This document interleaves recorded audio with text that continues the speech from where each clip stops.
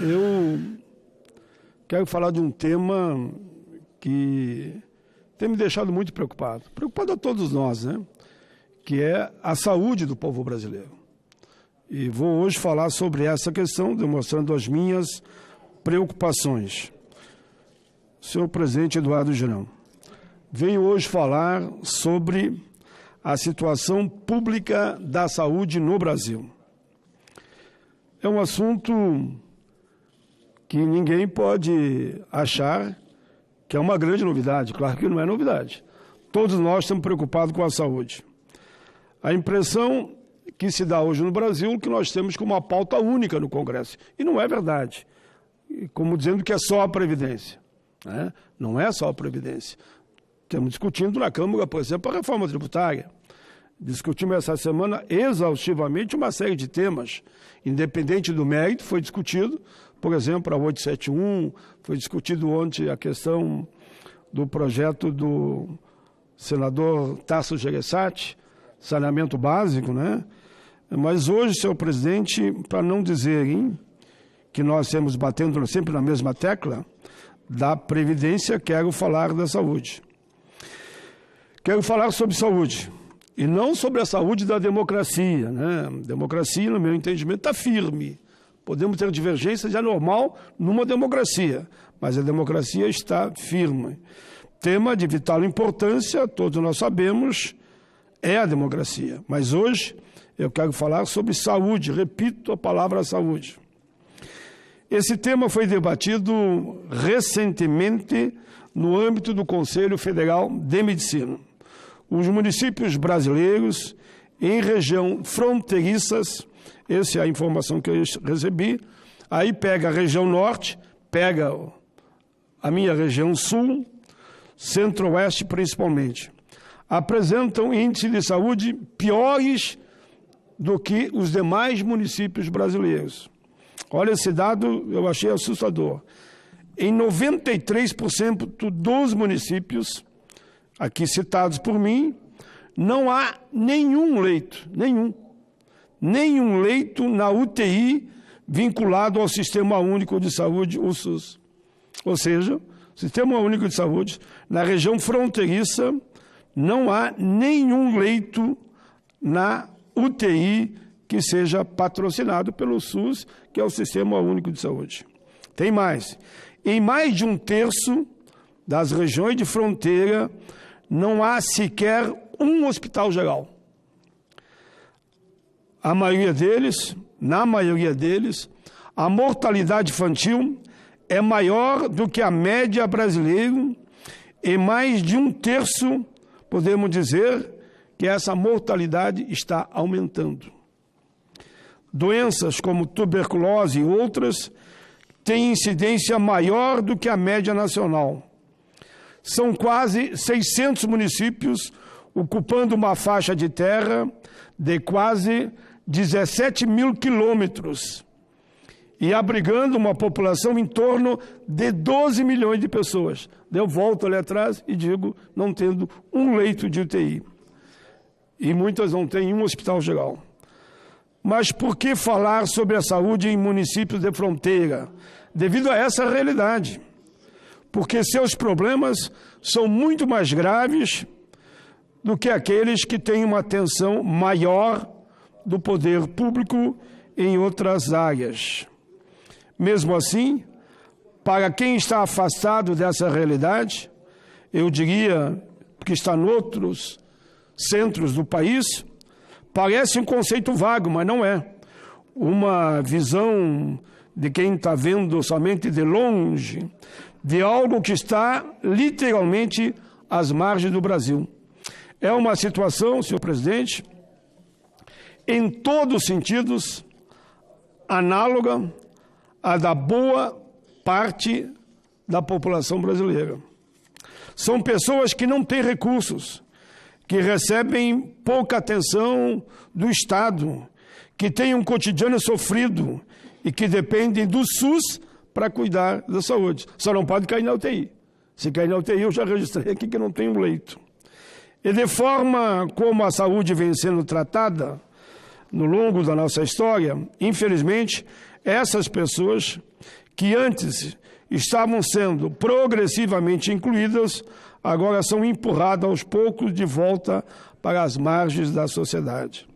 Não podemos perder de vista nunca que grande parte dos brasileiros, cerca de 3/4 da população, dependem do Sistema Único de Saúde. São pessoas que, se não tiverem UPA, Unidade de Pronto Atendimento, uma UBS, Unidade Básica de Saúde, um médico de estratégia na linha da saúde da família, uma ambulância do SAMU, uma assistência farmacêutica, não terão alternativa nenhuma para cuidar da sua saúde. É gente como nós, que não pode, que moramos nos centros, é gente como nós que não pode pagar uma consulta, que não consegue arcar com os custos de um exame complementar. É gente como é gente, só que a situação deles é desesperadora. Que muitas vezes gasta o dinheiro do leite para comprar uma cartela de medicamento. Imagine a situação de uma dessas pessoas quando tem de passar por um tratamento prolongado, por uma cirurgia, ou que fica no desespero de encontrar uma UTI, saindo da sua região para outras cidades. Em 2017, senhor presidente, o Brasil gastou R$ 3,48 por dia com a saúde de cada um dos brasileiros. É muito pouco. Não imagino como um cidadão brasileiro médio conseguiria custar seus gastos com saúde com um valor desse, em lugar nenhum. Ainda existe o agravante da forma como os gastos têm sido distribuídos entre os entes federativos.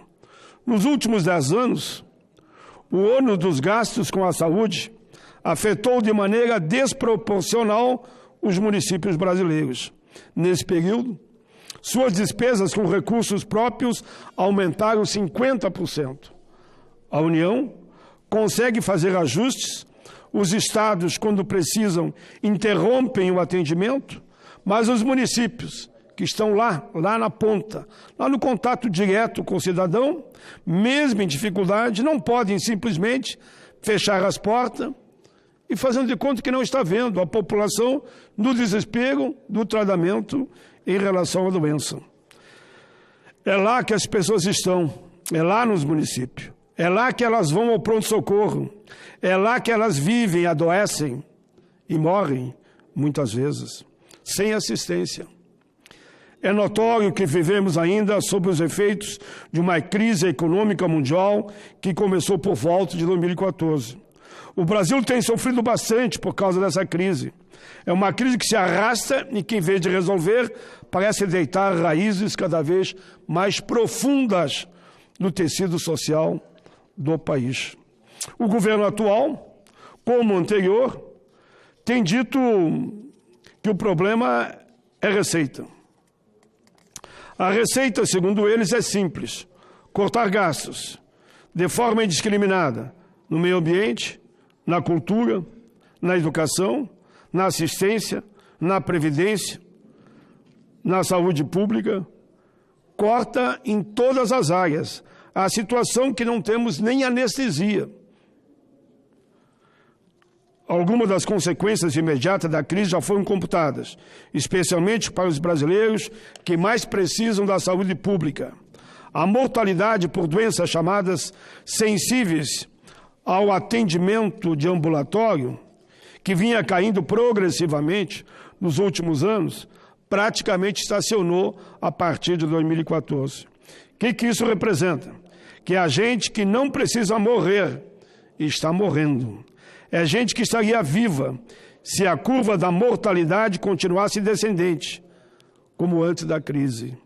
Esse raciocínio fiscalista selvagem, que prega que é preciso cortar custos da máquina de forma imponderada, tem sido cada vez mais ruinoso para a sociedade brasileira.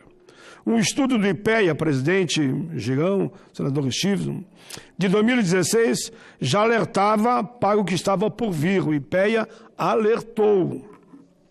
Eles foram claros quando previram que os ataques fiscalistas que estavam sendo gestados e que vêm dominando as notícias e os debates agravariam o fosso social que projeta o Brasil para uma posição de destaque negativo entre as nações do mundo. As ponderações do IPEA eram claras. Os que já sofriam, os mais pobres, seriam os mais afetados pelos cortes, ou seja, os que estavam mal ficariam ainda pior. O resultante desse tipo de agressão aos gastos sociais, aí veio a emenda 95, segundo a nota técnica, seria danosa à própria economia, uma vez que a saúde é fundamental para a produtividade do cidadão e os gastos com saúde, não é gasto, é investimento, tem efeito multiplicador no próprio PIB. Cálculos de especialistas concluíram que no Brasil, cada real gasto em saúde gera quase R$2 positivo na economia. Repito, não é gasto, é investimento. Em países europeus e no Japão, os gastos com saúde e educação têm um efeito multiplicador fiscal ainda maior, chegando a gerar 3 vezes mais riqueza do montante investido. Ou seja, investir R$1, vai ter 3 vezes a mais, se aproximando, então, com aquele investido, 3 vezes mais. Trata-se, portanto, de uma política equivocada em todos os aspectos. Nosso debate sobre saúde, estamos tratando de vida, tem que ser qualificado. É preciso que a gente, não é só esse ou aquele, não, que a gente saia das redes sociais e temos que ir mais à academia, buscar o saber, o conhecimento. Não é aquela onde se malha a academia que eu falo, mas aquela onde se pensa. É preciso buscar dados, fatos confiáveis para embasar as nossas políticas públicas para salvar vidas. Um estudo publicado em abril por cientistas ingleses, americanos e brasileiros, que já recebeu atenção merecida a nível internacional, já previu alguns cenários possíveis para a saúde da população brasileira nos próximos 10 anos. Eles utilizaram dados nacionais do DataSUS e do IBGE. Naquela época em que o corte ao bom senso não eram sequer cogitados, e aplicaram alguns modelos matemáticos. Partiram de uma premissa conhecida. A mesma premissa que, em outubro passado, levou os Estados-membros da Organização Mundial de Saúde a celebrar a Conferência de Astana, no Cazaquistão, os 40 anos da história, Declaração da Alma Ata. E a premissa ratificada e endossada na conferência é de que a atenção primária à saúde é o meio mais efetivo e mais barato para resolver as dificuldades dos sistemas nacionais de saúde, ou seja, a prevenção. O pressuposto é que todo cidadão tem direito à saúde e que reduzir as disparidades no acesso aos serviços básicos de saúde deve ser a meta de qualquer nação do mundo. A partir dessas premissas, os cientistas previram a quantidade de mortes que deve ocorrer nesse período em 4 cenários possíveis. Eles consideraram apenas uma fração do total de óbitos, apenas os causados por doenças que poderiam ser prevenidas por uma assistência, inclusive no próprio ambulatorial básica, como as doenças infecciosas, nutricionais, cardiovasculares, com base em projeções econômicas e no atual cenário de restrição fiscal que nos impuseram, eles preveem que a atenção primária à saúde sofrerá, como vem sofrendo, graves restrições orçamentárias. É exatamente o que está acontecendo. E perderá, como vem perdendo, sua eficácia ao longo dos anos, diminuindo. Com isso, a vida das pessoas, estamos caminhando por uma situação perigosíssima. Vamos ver o cenário. Segundo dados do Conselho Federal de Medicina, há um médico para cada 470 brasileiros. No Norte e no Nordeste, olha bem, no Norte e no Nordeste, a média é 470, mas no Norte e no Nordeste, chega a um médico para quase 954 brasileiros. Ou seja, quase o dobro, respectivamente. Pelos cálculos da Organização Mundial de Saúde, há 16,6 médicos para cada 1.000 habitantes, para cada 10 mil brasileiros. 17,6 médicos para cada 10 mil brasileiros, bem menos que a Europa, cuja taxa é de 33,3, mais do que o dobro. O Brasil tem dois terços por 1.000 habitantes, abaixo do recomendado pela Organização Mundial de Saúde, que é em torno de 5. O país tem, em média, 2,9 leitos por 1.000 nascidos vivos, abaixo dos 4 leitos recomendados pela Organização Internacional. No SUS, essa taxa ainda é menor, baixa para 1,5. Em vez de ser 4 leitos, 1,5. Nesse cenário, mesmo que se consiga, de alguma forma, manter o mesmo número de médicos que antes do governo atual prestava assistência pelo programa Mais Médico, teremos cerca ainda de 28.000 mortes prematuras a mais no Brasil. Lembro que em 5 anos, cerca de 20.000 médicos cubanos atenderam 113 milhões de pacientes em quase 4.000 municípios. Se os municípios não conseguirem repor, não estou entrando nesse debate ideológico, só estou relatando os fatos. Se os municípios não conseguirem repor os médicos que atuavam pelo programa, teremos 48.000 mortes prematuras a mais por falta de médico. E se compararmos essa última situação bastante possível, dada a forma como o governo está agindo, porque não consegue responder, estaremos entrando numa situação, de fato, de alto risco, em que conseguiremos estender a estratégia da família para todos os brasileiros, teríamos, no mínimo, 84.000 mortes prematuras a menos. Um dos aspectos mais fortes desse estudo é que nos faz retomar a questão do fosso social que alguns continuam escavando em nosso país. É que os efeitos negativos dos cortes sociais terão impactos bem mais fortes sobre aqueles que têm menos condição de suportá-los, os municípios mais pobres, as pessoas mais necessitadas, os pardos, os negros, enfim, todos os setores mais vulneráveis. E para dar um último retoque a esse quadro surreal, lembremos de acrescentar que as crianças, os impactos dos cortes sobre a população infantil, foi estudado pelo mesmo grupo há cerca de um ano. Mantido as tendências, especialmente em relação à estratégia à saúde da família e à Bolsa Família, teremos cerca de 20.000 mortes e 124.000 hospitalizações infantis, a mais do que teríamos entre 2017 e 2030, se os cortes não tivessem acontecido. Poderia estender-me, senhor presidente, falando, por exemplo, do aumento dos casos de desnutrição infantil em 2017, do aumento das mortes por diarreia, da queda sem precedentes na cobertura vacinal de menores de 1 ano de idade. Assim por diante. No outro exemplo da vida, sobre os estudos sobre o envelhecimento no Brasil, que demonstram que, de fato, as pessoas estão vivendo mais, mas vivendo pior. As pessoas estão mais doentes.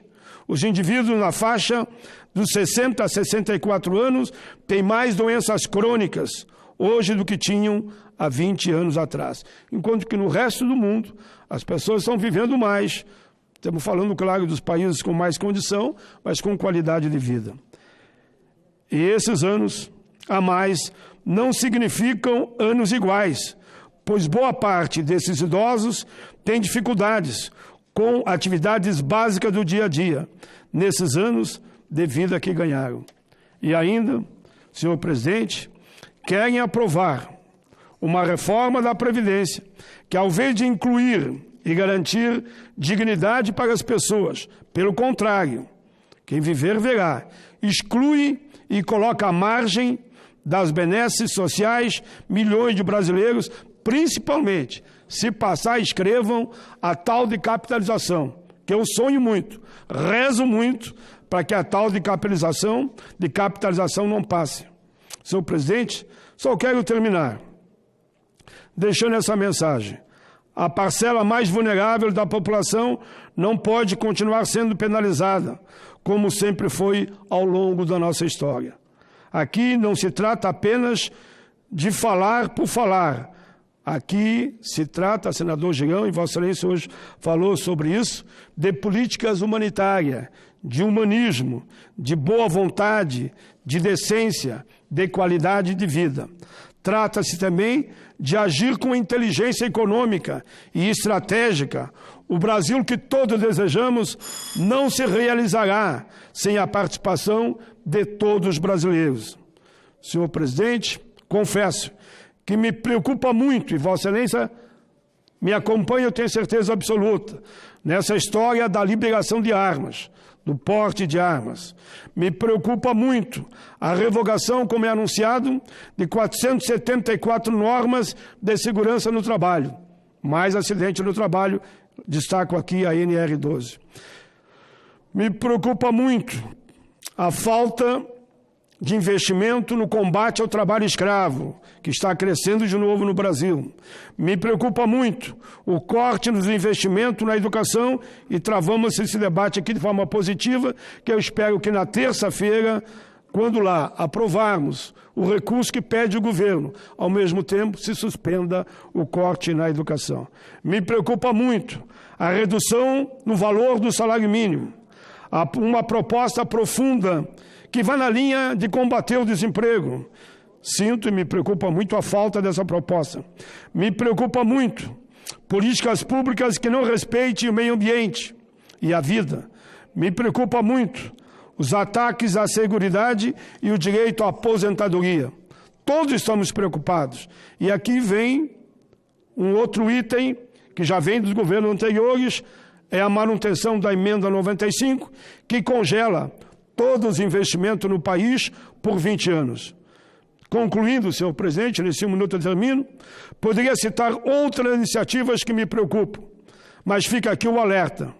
Se mantermos essa mesma linha, com certeza teremos mais milhões e milhões de pessoas precisando do SUS. É só ver o crescimento absurdo dos valores dos planos de saúde. Aí eu digo, ainda mais que nesse momento os preços do plano de saúde aumentam de forma desproporcional ao salário da nossa gente e do nosso povo. E ainda, sem contarmos, e repito a frase que eu disse antes, a Previdência, mas principalmente, que a maior preocupação minha é o tal de regime de capitalização. Não deu certo em lugar do mundo nenhum, e não é aqui que vai dar. A capitalização fragiliza mais a Seguridade. E termino com isso, senhor presidente. Por que eu falo da Seguridade? Pois é ali na Seguridade Social que está a saúde, a assistência e a previdência. Por fim, senhor presidente, eu queria só deixar registrado, Procuradoria diz que a reforma da Previdência, aqui cita nomes, mas eu prefiro sempre dizer do governo. A Procuradoria diz que a reforma da Previdência do governo é inconstitucional. Só esse destaque, senhor presidente. De acordo com o órgão, o estabelecimento de um novo regime, com base em um modelo de capitalização, altera o princípio da solidariedade estabelecido como núcleo central da Constituição Federal de 1988. Eu estava lá, é fato e é real.